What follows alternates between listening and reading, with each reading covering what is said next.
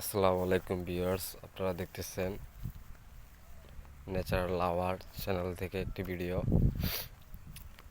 আসলে আজকে আমি আপনাদেরকে দেখাবো কিভাবে কফি চাষ করা হয়। এই যে বীজ চারাগুলা দেখতেছেন, এটা হচ্ছে ফুলকপি।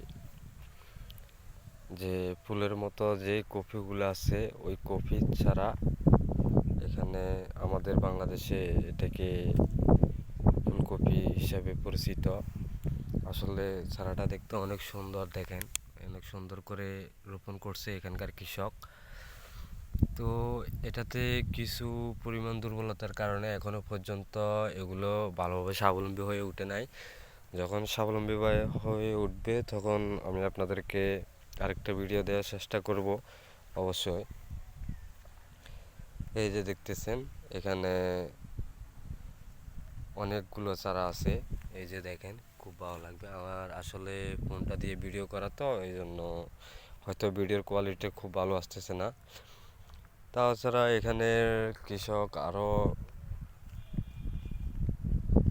কি লাগাইছে দেখা যাক। এখানে আরও লাগাইছে, আপনার মনে করেন যে আমার কথাটা যদি ভালো না লাগে, হয়তো গ্রামের কথা, তো আঞ্চলিক কথা হয়তো অনেকের ভালো লাগবে, অনেকের ভালো লাগবে না। যাদের ভালো লাগবে না অবশ্যই সরি। তো এখানে দেখতেছেন যে লাল শাক, এটা হচ্ছে লাল শাক। আমাদের গ্রামে শীতকালে লাল শাক অনেক জনপ্রিয় একটা সবজি শীতকালের। তো এখানে আরও আছে বলতে আমি আপনাদেরকে দেখাই। এখানে এই জমিতে এখনও পুরোপুরিভাবে রেডি করে নাই, এখানে আরও অনেক কিছু লাগাবে। এখানে এই যে লাগাইছে টমেটোর চারাগুলো তেমন একটা ভালো না। একটি কুমড়ার চারা দেখা গেলো, এটা হলো আপনার মিষ্টি কুমড়ার চারা। এই মিষ্টি কুমড়ার চারাটা দেখেন, এখন রোদের কারণে একটু পাতাগুলো উঠে আছে, যখন বিকেলবেলা হবে তখন অনেক সতেজ থাকে অতিরিক্ত রোদের তাপমাত্রার কারণে। এখানে দেখতেছি আমরা আরও মরিচের চারা। এই যে এখানে প্রথমত এগুলো দেখতেছেন, এগুলো হচ্ছে হাইব্রিড